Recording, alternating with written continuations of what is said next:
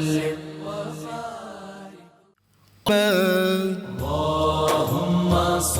اللہ الرحمن الرحیم۔ السلام علیکم ناظرین، پروگرام صبح نور کے ساتھ آپ کا میزبان نذیر احمد غازی حاضر ہے۔ ناظرین کرام، حضرت ابو انیس محمد برکت علی صاحب رحمہ اللہ کی تالیف اسماء النبی الکریم صلی اللہ علیہ وآلہ وسلم سے ایک اسم مبارک پڑھنے کی سعادت حاصل کر رہا ہوں، اور یقیناً آپ سننے کی سعادت حاصل کریں گے۔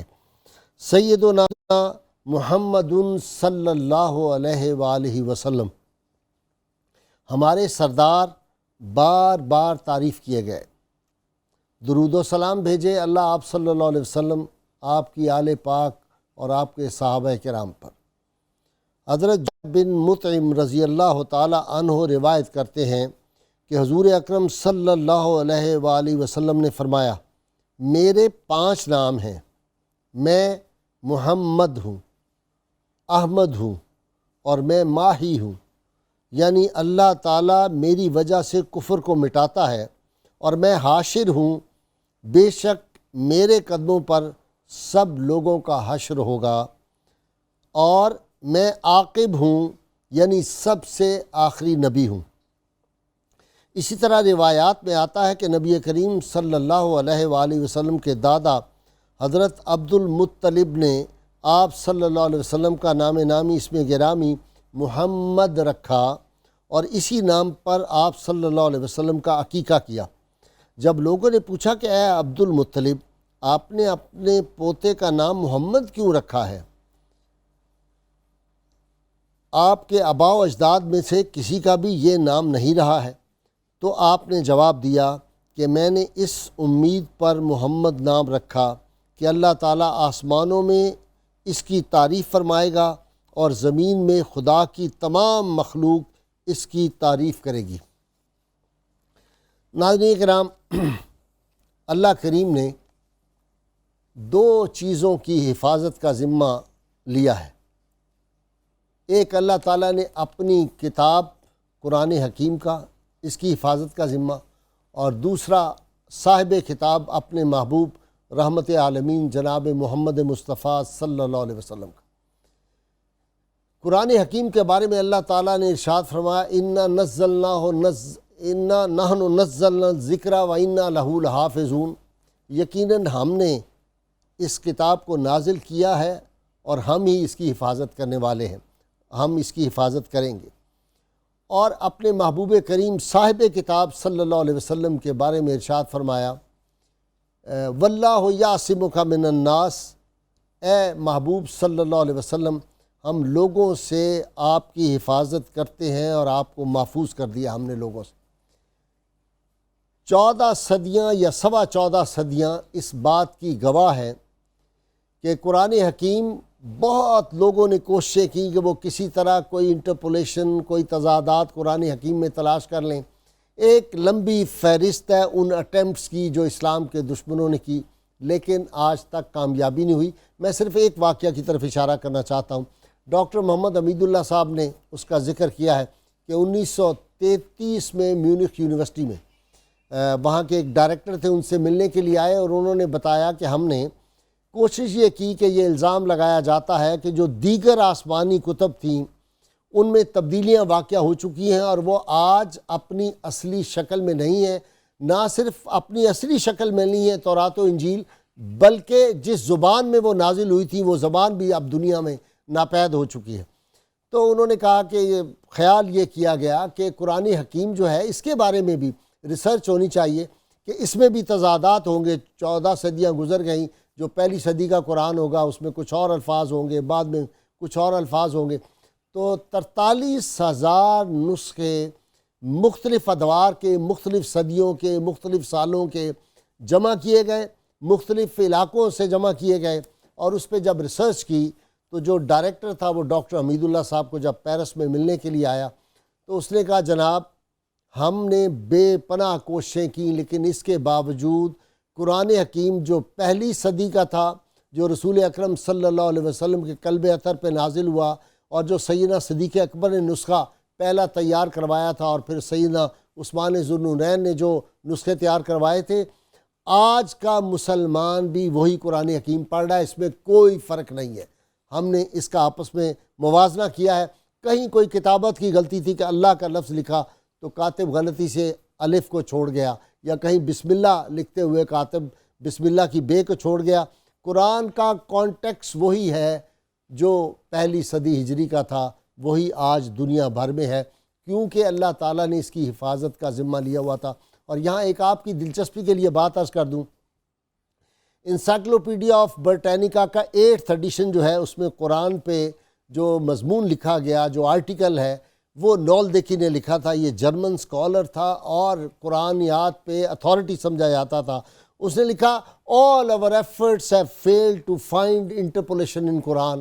ہماری تمام کوششیں رائے گاں چلی گئی، ہم نے کوشش کی کہ قرآن حکیم میں کوئی تضاد تلاش کریں، کوئی بھرتی تلاش کریں، لیکن کوئی غلطی اس کتاب میں ہم تلاش نہیں کر سکے۔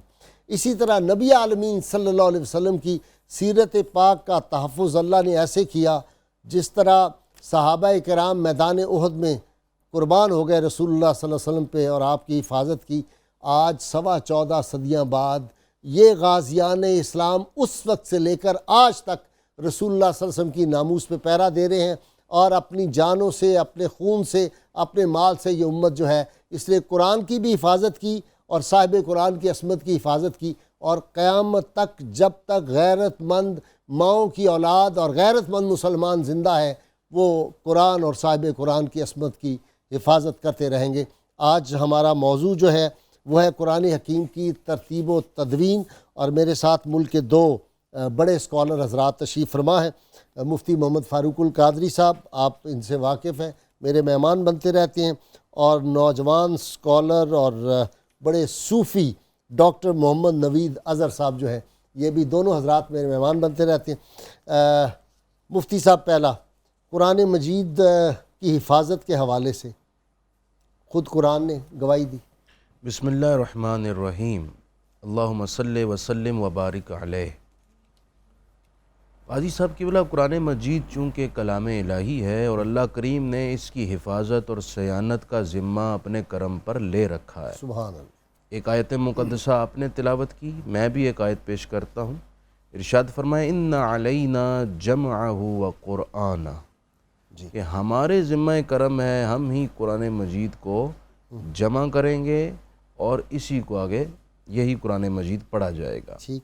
اس کے جمع کرنے کا ذمہ اللہ نے اپنے ذمہ لیا، اور اسی وجہ سے دیگر آسمانی کتابیں جن کی حفاظت کی ذمہ داری بندوں کو سونپی گئی، اس کے اندر تحریف ہو گئی، تغیر اور رد و بدل ہو گیا، لیکن قرآن مجید کی حفاظت کا صاحب ذمہ آپ نے میری بڑی مدد کر دی۔ میں وہ انٹرپولیشن کا جو ترجمہ نہیں مجھے مل رہا، تحریف اس سے مراد ہے۔ تحریف، میں تضادات کا لفظ یوز کر گیا، تحریف تلاش کرتا رہا۔ نول دیکی نے کہا ہم کوئی تحریف نہیں اس میں تلاش کر سکے، اور 43,000 نسخوں میں بھی تحریف نہیں تلاش ہو سکی۔ جی، تو قرآن مجید اسی وجہ سے محفوظ ہے کہ اس کی ذمہ داری حفاظت کی اللہ نے اپنے کرم پر لے رکھی ہے۔ پھر اللہ تعالیٰ نے اس حفاظت کے لیے اس کلام کو محفوظ بعین ہی اسی طرح رکھنے کے لیے جیسا اس نے نازل کیا ہے، اس نے اہتمام بھی ویسے ہی کیے، اسباب بھی ویسے ہی پیدا کیے۔ نبی کریم صلی اللہ علیہ وسلم نے اپنے صحابہ میں سے جو فاضل اور فن تحریر کے ماہرین تھے، ان اصحاب کا انتخاب کیا۔ جوں جوں آیات نازل ہوتی، حکم ہوتا، آپ انہیں تحریر کروا دیتے۔ مفتی صاحب ذرا آپ یہ بتائیں، چیلنج تھا نا، قرآن کا چیلنج ہے کہ اس جیسا کتاب لاؤ، اس جیسی کوئی ایک صورت بنا کے لے آؤ، 3 آیات لے آؤ، وہ چیلنج تھا؟ جی بالکل چیلنج تھا۔ جگہ جو قرآن مجید میں اس کو ببانگ دہل فاتوہا، اس کی مثل چند آیات تو لے کر آؤ، اور وہ چیلنج صرف اس زمانے تک محدود نہیں، قیامت تک کے لیے۔ وہ کیا ہے، اور وہ صرف ودو شہداکم ان کنتم صادقین، یہ الفاظ ہیں۔ جی بالکل۔ اب دیکھیں، یہ صرف زمین والوں کے لیے نہیں، یہ جنات، ملائکہ اور کل مخلوق کے لیے یہ چیلنج تھا۔ ملائکہ تو معصوم عن الخطا ہیں، انہوں نے تو اس جانب آنا ہی نہیں۔ جنات کو دعوت دی گئی، تمام انسانوں کو بلا تفریق مذاہب کے دعوت دی گئی، کوششیں بھی بسیار کی گئیں۔ اچھا، لیکن حقیقت ہے کہ قرآن مجید کے ایک لفظ کو بھی بدلا نہ سکے، اور اس کی مثل ادنی چھوٹی سی آیت بھی کوئی بنا نہ سکا۔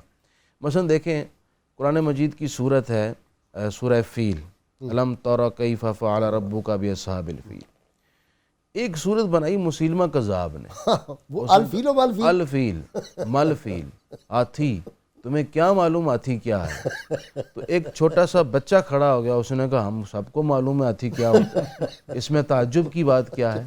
تو قرآن مجید تو لفظوں کے اعتبار سے، ترتیب کے اعتبار سے، حفاظت کے اعتبار سے اور اپنے معنی اور بیان کے اعتبار سے بھی معجزہ ہے۔ اچھا کسی نے یہ بھی لکھا ہے، میں نے کتابوں میں، چونکہ اب میں بوڑھا ہو گیا ہوں، میرے اب اتنا حافظہ نہیں رہا، انہوں نے کہا الفیل و مالفیل، ہاتھی، دم چھوٹی، اور وہ جو کیا ہے اس نے آگے پورے الفاظ طویل، میں سونڈ جو ہوتی ہے، سونڈ طویل۔ جی ڈاکٹر صاحب، کن ادوار سے قرآن حکیم جو ہے، اس وقت تو کاغذ تھا نہیں؟ جی ہاں، حضرت والا مرتبہ کاغذ اس شکل میں نہیں تھا جس طرح پریمیئر کا کاغذ آج ہم لاتے ہیں اور اس پر آپ خوبصورت کالم اپنا لکھ کر اخبار میں چھاپتے ہیں، لیکن تحریر کے ذرائع اور تحریر کے وسائل موجود تھے۔ شاہ ولی اللہ رحمۃ اللہ علیہ نے ازالۃ الخفا میں اس کی وضاحت کی ہے۔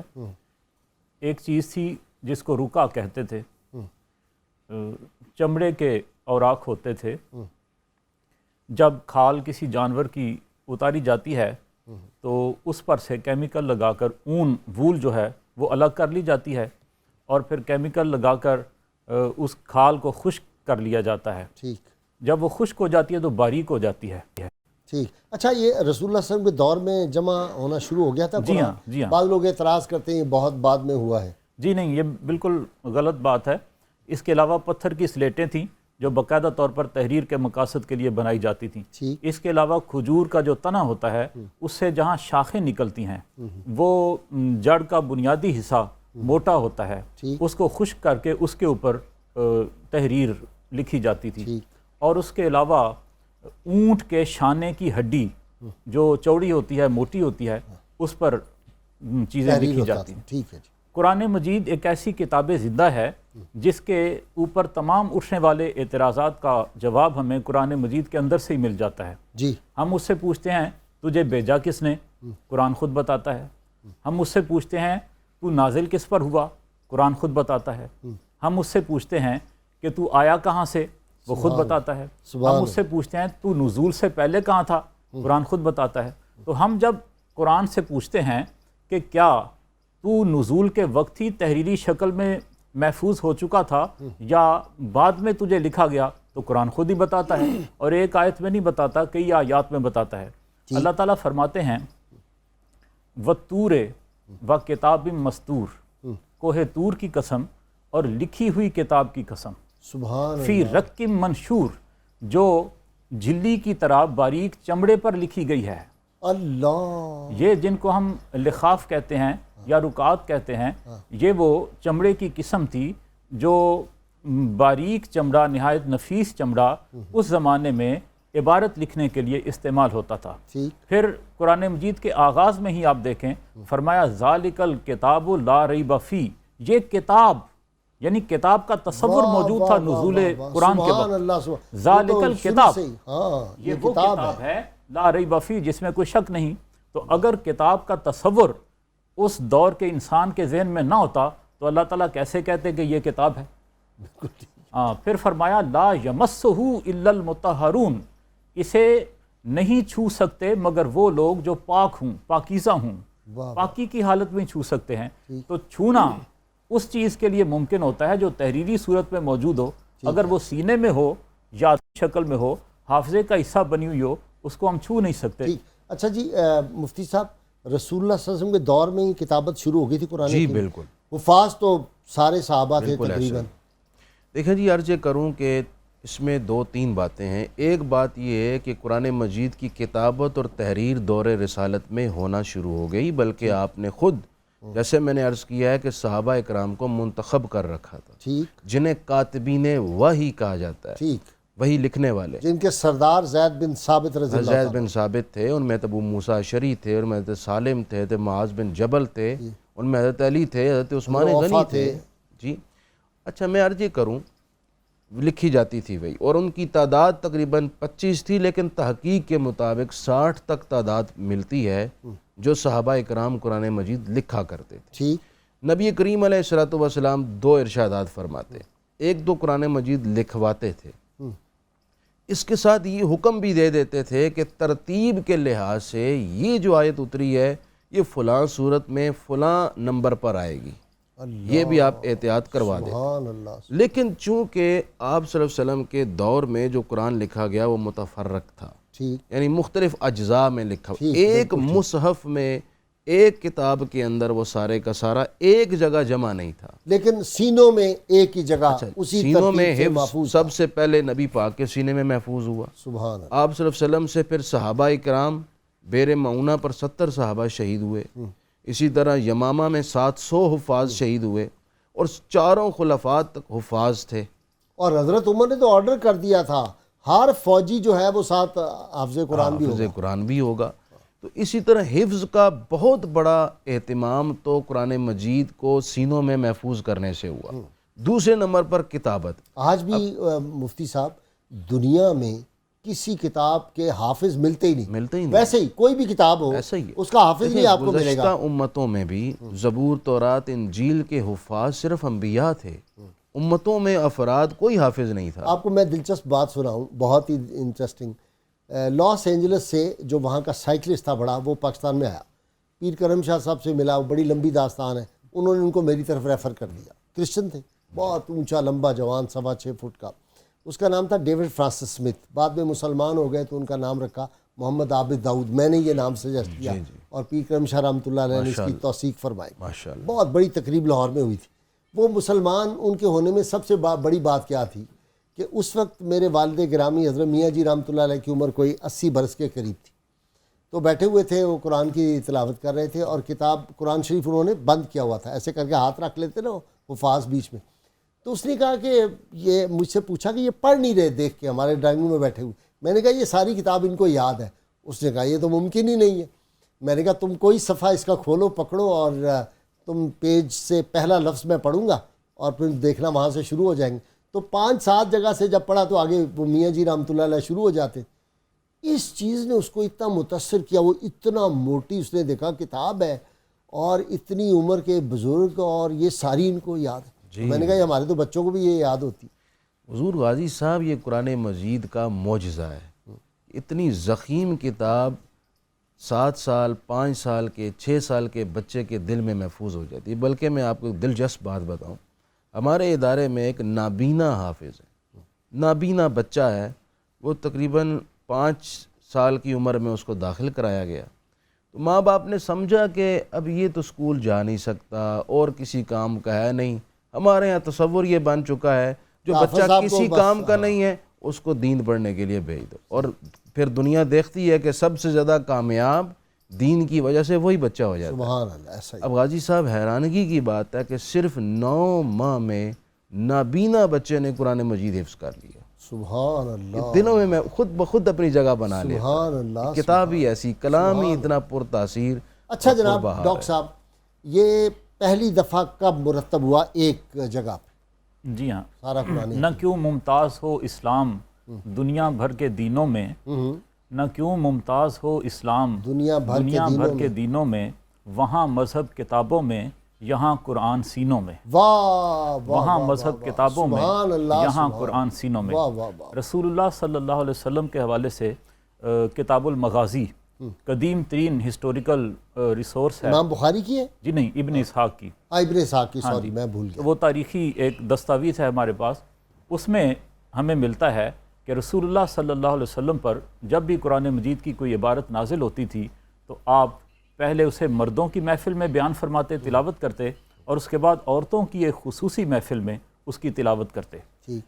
اس وقت جب پہلی وحی حضور اکرم صلی اللہ علیہ وسلم پر نازل ہوئی تو اس کے بعد حضرت جبریل امین نے آپ کو وضو کا طریقہ بھی بتایا اور نماز بھی سکھا دی۔ ٹھیک۔ تو جتنے مسلمان حلقہ بگوش اسلام ہوئے وہ نماز بھی پڑھتے تھے۔ اس وقت 2 نمازیں تھیں۔ ٹھیک۔ تو جتنا قرآن اس وقت نازل ہوا تھا حضور نے فرمایا کہ اس کو حفظ کر لیا جائے اور نمازوں میں پڑھا جائے۔ ٹھیک۔ وہ پڑھتے رہے۔ معراج شریف تک 2 نمازیں صبح شام صحابہ کرام پڑھتے تھے اور ان میں قرآن جتنا جتنا نازل ہوتا تھا زبانی یاد کر کے اس کو دہراتے رہتے تھے۔ اب تحریر حفظ کی ضرورت ہے۔ جب ہم حفظ کرتے ہیں تو سامنے لکھ بھی لیتے ہیں تاکہ ہمیں یاد کرنے میں آسانی ہو، بھول جائے وہاں سے کنسلٹ کر لیں۔ پھر آہستہ آہستہ قرآن زیادہ نازل ہوتا چلا گیا اور نمازیں بھی زیادہ ہو گئیں تو صحابہ اکرام ان کو دہراتے تھے۔ ہر صحابی کے پاس اپنا ایک نسخہ تھا جس پر قرآن مجید کی صورتیں لکھی ہوئی ڈاکٹر صاحب یہ آپ کی بات جاری رہے گی، مجھے بریک لینی ہے۔ ناظرین کرام مختصر سی بریک کا، اور دیکھ رہے ہیں آپ کتنا اہم یہ موضوع ہے اور ہمیں پتہ ہونا چاہیے۔ بعض اوقات لوگ اعتراضات کرتے ہیں، بعض اوقات شیطان ابلیس انسانی ذہن میں وسوسے ڈال دیتا ہے قرآن حکیم کی اتھینٹسٹی کے بارے میں، تو یہ باتیں آج ہمارے ساتھ اہل علم ہیں، یہ جاننا ہر مسلمان کے لیے انتہائی ضروری ہے، مرد و عورت کے لیے۔ ہمارے ساتھ رہیے۔ ویلکم بیک ناظرین کرام۔ ناظرین کرام، یہ ہر مسلمان کے لیے بڑی راحت خوشی کا باعث ہے اور ایک فخر پیدا ہوتا ہے اللہ کے کرم پہ کہ اس وقت بھی دنیا میں 1 کروڑ سے زیادہ حفاظ کرام موجود ہیں دنیا اسلام میں، اور آپ دیکھتے ہیں کہ رمضان المبارک میں کوئی مسجد دنیا بھر میں ایسی نہیں جہاں حفاظ موجود نہ ہوں، قرآن حکیم کی تلاوت نہ کریں ہوں تراویح میں، اور پیچھے بعض مساجد میں تو 1 سے زیادہ جو ہوتے ہیں وہ پیچھے سامع جو کھڑے ہوتے ہیں، اور جس طرح مسجد نبی شریف ہے اس طرح کی جگہوں پہ کعبۃ اللہ میں سیدنا علی اجمیری داتا گنج بخش رحمۃ اللہ علیہ اور بڑی جو مساجد ہیں ان میں تو بعض اوقات 100 تک جو سامع ہیں وہ پیچھے موجود ہوتے ہیں۔ تو یہ قرآن حکیم کا اعجاز ہے کہ اتنے حفاظ اس کے موجود ہیں۔ جی آپ فرما رہے تھے دور صحابہ میں جی ہاں، کس طرح الاتقان فی علوم القرآن امام سیوطی کی کتاب ہے، جی اس میں آپ نے ایک روایت نقل کی ہے کہ خود رسول اللہ صلی اللہ علیہ وسلم کے دولت خانے میں بھی قرآن مجید ایک نسخہ کی شکل میں موجود تھا، اور وہ جلد کی شکل میں نہیں تھا بلکہ جس طرح چیپٹرز مختلف ہوتے ہیں کتابوں کے اس طرح تمام صورتیں لکھی ہوئی تھیں، اور صحابہ کے پاس بھی متفرق شکل میں موجود تھا۔ جب رسول اللہ صلی اللہ علیہ وسلم اس دنیا سے رخصت ہو گئے تو حضرت صدیق اکبر رضی اللہ تعالیٰ عنہ کے زمانے میں جنگ یمامہ کا واقعہ پیش آیا، جس میں 700 ہاں جی ایک مسلمہ کذاب مرتد ہوا، اس نے نبوت کا دعویٰ بھی کیا، بہت بڑی تعداد اسلامی لشکر کی ان لوگوں کا مقابلہ کرنے کے لیے نجد کے علاقے میں گئی۔ 700 حفاظ کرام شہید ہوئے تو حضرت عمر فاروق رضی اللہ تعالیٰ عنہ نے امیر المومنین حضرت صدیق اکبر کو مشورہ دیا کہ آپ قرآن مجید کو ایک جلد کی شکل میں محفوظ کرتے ہیں۔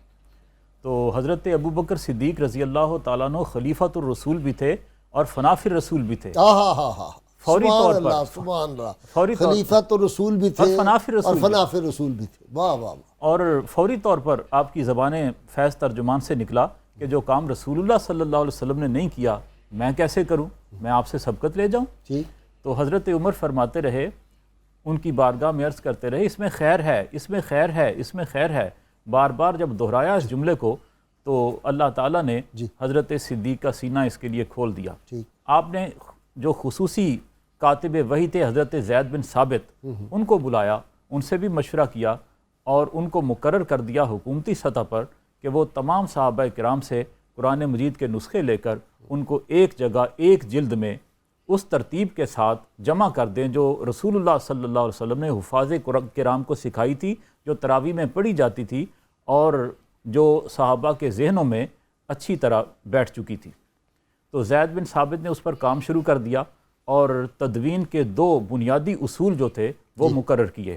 پہلا اصول یہ کہ جو آیت یا سورت آپ نقل کریں کم از کم 2 نسخوں میں مشترک ہو، کسی ایک نسخے سے نہیں لینی، اور دوسری یہ کہ 2 آدمی اس کی حفاظ کرام اس کی تائید کریں، تصدیق کریں تو پھر اس کو شامل کر لیا جائے۔ اسی طرح قرآن مجید جو ہے وہ ایک جلد میں باقاعدہ شیرازہ بندی کے ساتھ اس طرح جمع ہو گیا جس طرح آج ہمارے گھروں میں موجود ہے۔ اور پھر یہ حضرت عثمان کے دور میں حضرت عثمان غنی کو جامع القرآن کہا جاتا ہے، لیکن اس حوالے سے نہیں کہ آپ نے قرآن کو جمع کیا ہے، اس حوالے سے کہ آپ نے ایک لہجے، ایک قرات اور ایک املا پر لوگوں کو جمع کیا ہے۔ آپ کے زمانے میں سلطنت اسلامیہ بہت وسیع ہو چکی تھی۔ میں لے لوں۔ جی السلام علیکم۔ وعلیکم السلام۔ جی میری بہن کون؟ جی میں حافظہ نور فاطمہ بات کر رہی ہوں انکل جی چیچاوطن سے۔ جی نور فاطمہ فرمائیں۔ अंकल जी, आज का प्रोग्राम इतना अच्छा है, जैसे कुरान सीने में उतरता है, वैसे ये प्रोग्राम सीने में उतर रहा है। बहुत शुक्रिया आपका, बड़ी मेहरबानी। कोई सवाल मेरी बहन हो? मैं सवाल मेरा कोई है नहीं, आप भी सब सवाल कर रहे हैं। मैं 10 साल की उम्र में मैंने कुरान हिफ्ज़ कर लिया था। सुभान अल्लाह, बड़ी मुबारक आपको, माशाअल्लाह माशाअल्लाह माशाअल्लाह। और मेरी ख्वाहिश यही थी कि मैं आलिमा बनूं, और अब मैं 6th क्लास में हूँ, और अब मुझे बहुत खुशी होती है कि मैं एक हाफ़िज़ा हूँ। मेरी बेटी, आपने हमारे लिए दुआ करनी है। हाफिज़ा की तो बड़ी शान है, क़यामत के दिन आपके सर पे तो ताज होना है, आपके वालिदैन के सर पे ताज होना है, और इस शान से वो मैदान हशर में आएंगे कि लोग कहेंगे शायद ये कोई अंबिया आ रहे हैं। ये शान बयान हुई है हाफ़िज़ कुरान की। बहुत शुक्रिया जी। हज़रत उस्मान गनी रज़ी अल्लाह ताला अन्हु ने गैर अरब मुसलमानों की मुश्किलात को पेश नज़र रखा, ठीक, क्योंकि जो लोग अरबी नहीं जानते थे वो कुरान मजीद को ज़रा मुख्तलिफ़ तलफ़ुज़ में पढ़ते थे और मुख्तलिफ़ इमला में उसको लिखते थे। तो जैसे अल्लाह अकबर है, कुरान तो कुरैशी लहजे में नाजिल हुआ था ना, जी जी। तो कुरैशी लहजे में अल्लाह अकबर कहते हैं। यमनी काफ को चे बोलता है, वो अल्लाह अजबर कहता है। अच्छा, और कुरैशी लहजे में जन्ना लफ्ज़ कहा जाता है। मिस्री जो हैं जीम को गाफ बोलते हैं, वो गन्ना कहते हैं। अगर आप हरमे काबा में किसी मिस्री को दुआ मांगते हुए देखें कि गन्ना, तो आप ये ना समझें कि गन्ने मांगने के लिए यहाँ आया हुआ है, बल्कि समझें कि ये जन्नत की तलब करता है अल्लाह ताला से। इसी तरह कुछ लोग तालामूना को तेलामूना पढ़ते थे, कुछ हत्ताहीन को अत्ताईन पढ़ते थे। तो जब हज़रत उस्मान गनी के ज़माने में लश्कर इस्लाम आज़रबाईजान की जंग के लिए आया, तो वहाँ इराकियों का अरब के साथ झगड़ा हो गया तलफ़ुज़ के मामले में। और तुर्की मौजूदा तुर्की अर्ज़ रोम, तुर्की में अर्ज़ रूम पर शमाली तुर्की के इलाके में, तो वहाँ आर्मीनिया के साथ जो हाँ जी जंग आर्मीनिया भी इसको कहते हैं। तो हज़रत हुज़ैफ़ा बिन यमान जो लश्कर के सरबराह थे, आपने अपने हुस्न तदबीर से उसको ठंडा कर दिया। ठीक, जब लश्कर वापस आया तो हज़रत हुज़ैफ़ा बिन यमान अपने घर जाने की बजाय सीधे मस्जिद नबवी में अमीरुल मोमिनीन हज़रत उस्मान गनी की बारगाह में हाजिर हुए और जाकर अर्ज़ किया कि मुसलमानों को झगड़े से बचाइए, मुसलमानों की खबर लीजिए। आपने मामला पूछा तो उन्होंने अर्ज़ कर दिया।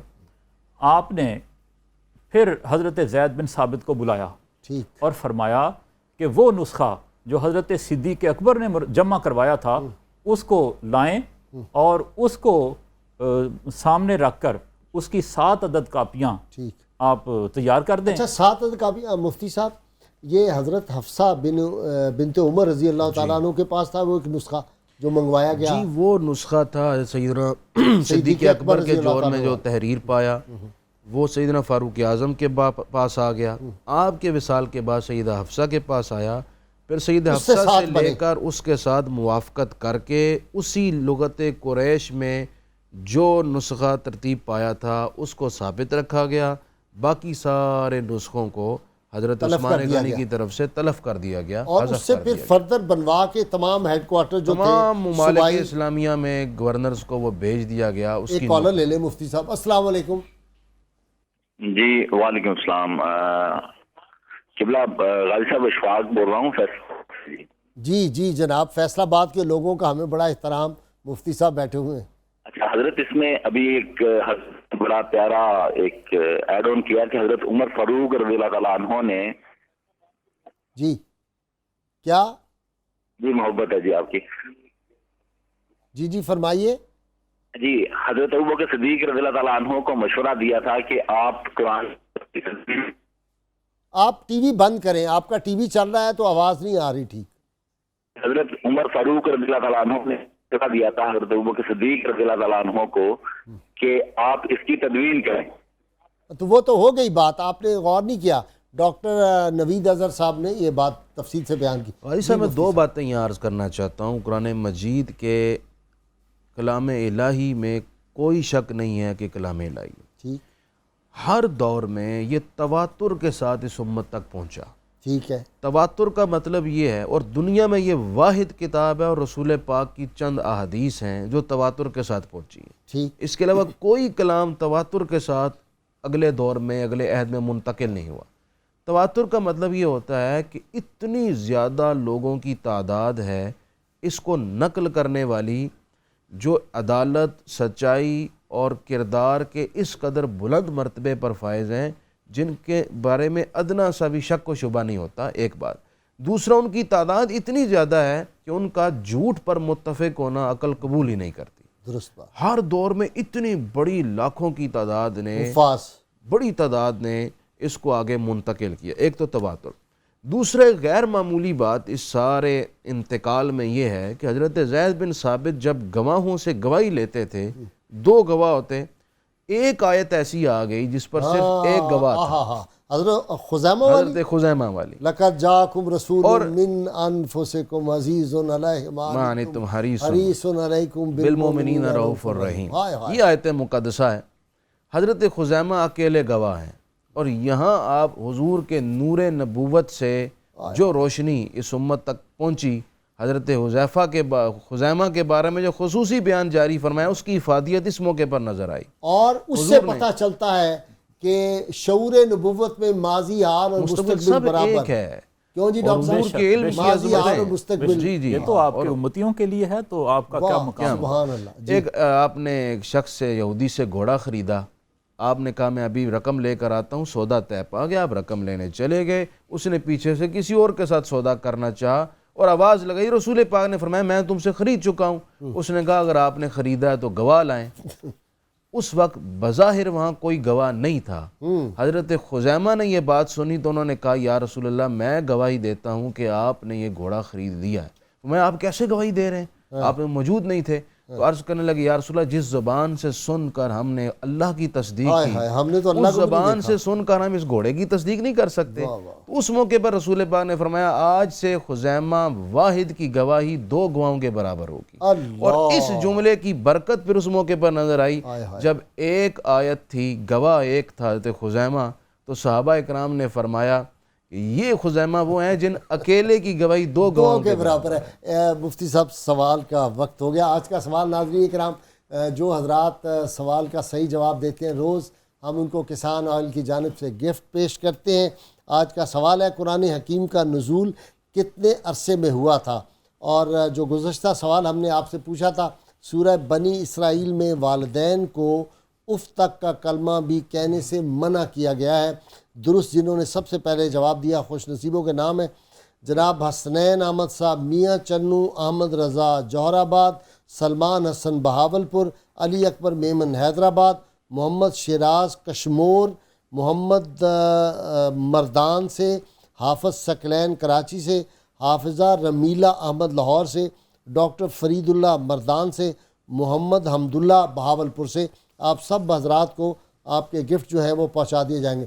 ڈاکٹر نوید، جو سیدنا عثمان ذوالنورین والا نسخہ تھا اور جس پہ آپ کے خون کے قطرات بھی تھے، وہ آج بھی دنیا میں موجود ہے؟ جی ہاں، ہمارے پاس جو قرآن مجید ہے گھروں میں، یہ وہی ہے جو عہد صدیقی میں مجلد کیا گیا، اور عہد عثمانی میں باقی تمام نسخوں کو تلف کر کے اس پر اتفاق ہو گیا۔ حضرت عثمان غنی اسی کی تلاوت کرتے تھے، اسی کا مطالعہ فرماتے تھے۔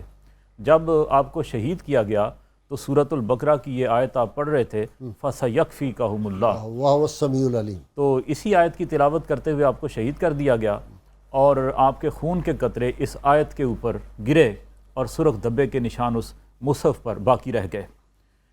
جب آپ کے بعد حضرت علی کے بعد دمشق میں دارالحکومت منتقل ہوا بنو امیہ کے دور میں، تو یہ نسخہ جو تھا بنو امیہ لے گئے اور دمشق میں اس کو محفوظ رکھا۔ جب تیمور لنگ نے اسلامی دنیا کو فتح کیا اور دمشق کو بھی فتح کر لیا، تو مال غنیمت سمجھ کر، وہاں کی سب سے قیمتی ترین چیز سمجھ کر اس نسخے کو اپنے ساتھ لے آیا اور اپنے پایہ تخت سمرقند میں لا کر اس کو محفوظ کر لیا۔ اب سمرقند روس میں ہے، تو جب زار روس کی حکومت آ گئی، روسیوں نے اس کو فتح کر لیا، تو نسخہ وہیں رہا۔ پھر زار روس کو قتل کر دیا گیا اور کمیونسٹوں نے حکومت چھین لی، نسخہ وہیں رہا۔ اس زمانے میں ایک فوجی افسر نے، جس کا نام اکبر علی توپچی ڈاکٹر محمد حمید اللہ صاحب نے لکھا ہے، اس نے کوشش کی، ہاں جی، بہت عظیم انسان تھا، ہماری گردنوں پر اس کا احسان ہے، اس نے کسی طرح سے وہ نسخہ وہاں سے نکال کر تاشقند میں پہنچا دیا۔ تو وہ نسخہ جو تھا، ڈاکٹر حمید اللہ کہتے ہیں کہ اس کی زار روس کے زمانے میں 50 نقول تیار ہوئیں فوٹو لے کر، ٹھیک۔ اور وہ دنیا کے مختلف علاقوں میں رکھی گئیں، امریکہ میں بھی، انگلستان میں بھی، اور آج بھی موجود ہے۔ کابل میں بھی۔ جی ٹھیک حمید اللہ صاحب کہتے ہیں میں نے کابل میں اس کی زیارت کی اور اس کی مائکرو فلم میرے پاس ہے، ٹھیک۔ اور کہتے ہیں کہ اس کے اوپر اسی آیت پر فَسَ يَكْفِيكَهُمُ اللَّهُ وَهُوَ السَّمِيعُ الْعَلِيمُ کے اوپر حضرت عثمان غنی کے خون کے دھبے نظر آتے ہیں۔ اللہ، اور یہ توپ میں بھی ہے، وہ جو ترکی میں ہے، استنبول میں کئی مقامات پر جی 50 نقول اس میوزیم۔ کی حضرت عثمان غنی نے تو 7 تیار کی، تو اس سے پھر آگے لوگوں نے تیار کی، تو زار روس کے زمانے میں اس ایک نسخے سے 50 تیار ہوئیں، اور وہ دنیا کے مختلف کونوں میں، مختلف میوزیم میں اور عجائب گھروں میں رکھا گیا۔ تو اس سے ہم ٹیلی کرتے ہیں تو ہمارے قرآن مجید کے نسخے بالکل اس کے مطابق ہیں، ان میں ایک زیر زبر کی بھی یا کسی نقطے کی بھی کوئی بڑی لوگوں نے اختلاف کوشش کی گنجائش نہیں آپ کو ہے۔ پتہ ہے یہ جو ولیم میور تھا، اس نے جب یہاں پہ وہ آیا تو وہ تھا ڈپٹی گورنر یہاں پہ، اور کیا وائسرائے ہوتا ہے، ڈپٹی وائسرائے تھا، تو اس نے لکھا تھا یہاں کے لوگوں کا قرآن سے تعلق دیکھ کے کہ ہمارے لیے 2 خطرات مستقبل میں ہو سکتے ہیں، ایک محمد کا قرآن نعوذ باللہ، اور ایک محمد کی تلوار اور اس سے اس امت کا تعلق، وہ جو نسبت عشقی ہے۔ تو کوششیں یہی ہوتی رہی ہیں مختلف ادوار میں کہ قرآن اور صاحب قرآن سے ہمارا تعلق کمزور ہو جائے، لیکن ہو نہیں سکا۔ جتنی بھی کوئی کوشش کرے، مورخین اس بات پر متفق ہیں کہ انبیاء کرام میں اس طرح تاریخ کی مثال نہیں ملتی جس طرح حضور اکرم صلی اللہ علیہ وسلم نے قرآن کو تحریر کرایا، اور آپ نے وہ کیا ہے، اب وہ زمانے میں معزز تھے، وہ زمانے میں وہ معزز تھے، زمانے میں مسلمان ہو کر، اور تم خار ہوئے تارک قرآن ہو کر شکوہ کر رہے ہیں اقبال۔ تو رسول اللہ صلی اللہ علیہ وسلم کے زمانے میں جو تدوین کے اصول مقرر کر دیے گئے، یہ اسلام کے علاوہ کسی کے پاس نہیں۔ نیستن کیا ہے؟ اگر تمی خواہی مسلمان زیستن، اگر تو مسلمان بن کر جینا چاہتا ہے، نیست ممکن جز قرآن زیستن، تو قرآن کے بغیر ایسا ممکن نہیں ہے۔ قرآن سے تعلق مفتی صاحب یہ کیسے جوڑا جائے آج کے دور میں؟ وہ جمع تدوین پہ تو ہم نے کافی کر لی گفتگو۔ قرآن سے تعلق جوڑنے کے لیے احساس ذمہ داری بہت ضروری ہے۔ بحیثیت مسلمان ہم یہ اپنے ذمے لازم کر لیں کہ میری صبح کا آغاز قرآن سے ہوگا۔ نمبر 2، ہم تلاوت قرآن مجید کی برکات لینے کے ساتھ ساتھ ماہرین جو تعلیم قرآن ہیں ان سے اس کا ترجمہ اور تفسیر باقاعدہ پڑھیں۔ ٹھیک۔ خود پڑھنے سے بعض ہم گتھیاں سلجھا نہیں پاتے، مضامین سمجھ نہیں پاتے، جس سے ہم پھر الجھن کا شکار نہیں مفتی صاحب، یہ کافی نہیں ہو جاتا کہ جب شادی ہوتی ہے تو وہ ہم قرآن ایسے پکڑ کے دولہا دلہن کے سر پہ رکھ دیتے ہیں، اور جب کوئی بات ہو تو ہم کہتے ہیں کہ ادھر قرآن پہ ہاتھ رکھیں۔ حاجی صاحب، ہمارا حال تو یہ ہے کہ ہمارے گھر کی ٹی وی سکرین روز صاف ہوتی ہے، اور قرآن مجید جس بلند مقام پر ہم نے رکھا ہے اگر ہم اسے اتار کر دیکھیں تو شاید وہ گرد و غبار میں لپٹا ہوا نظر آتا ہے۔ ہمارا حال تو یہ ہے کہ ہم موبائل اور فیس بک جتنا یوز کرتے ہیں اس کے مقابل قرآن مجید شاید ہم 1% بھی پڑھتے نہیں ہیں۔ قرآن مجید صرف اور صرف اگر ہمیں پڑھنے کا موقع ملتا ہے تو نماز کے اندر، اور وہ بھی اگر جماعت کے ساتھ پڑھ رہے ہیں تو پھر قاری صاحب کی سن لیتے ہیں، وگرنہ ہم پھر پڑھ لیتے ہیں۔ خاتون میرے پاس آتی تھی ایک زمانے میں کوئی گائیڈنس وائیڈنس کے لیے، وہ بعد میں ہائی کورٹ کی جج بن گئی، تو لوگ گفٹ جا کے دیتے ہیں، مٹھائیاں۔ میں کبھی نہیں گیا سلام کرنے، تو میں نے اپنے بیٹے کے ہاتھ قرآن حکیم کا نسخہ بھیج دیا، وہ جو مختلف رنگوں میں ہے، ہمارے دوست عطاء المصطفیٰ نوری، تو اس نے بڑا منہ بنایا۔ مجھے بعد میں پتہ چلا، اس نے کہا جی یہ کیا تحفہ ہے بھائی، کیک لوگ بھیجتے ہیں، لوگ کوئی لباس بھیجتے ہیں، یہ کیا تحفہ ہے؟ میں نے کہا وہ بد نصیب ہے، اپنے بیٹے سے کہا کہ اس کو یہ پتہ نہیں ہے کتنا بڑا تحفہ ہے، اس سے بڑا تحفہ دنیا میں ہو کوئی۔ ایک میں بات کرنا چاہوں گا، سفیان ثوری رحمۃ اللہ علیہ مجتہد تھے، امام اعظم کے شاگرد رشید تھے اور بہت بڑے محدث تھے۔ ان کا ایک قول امام بخاری نے بخاری شریف میں نقل کیا ہے، وہ فرماتے ہیں قرآن مجید کی ایک آیت سے مجھے بہت ڈر لگتا ہے، جب پڑھتا ہوں کانپ اٹھتا ہوں۔ کون سا ہے؟ یہ آیت انہوں نے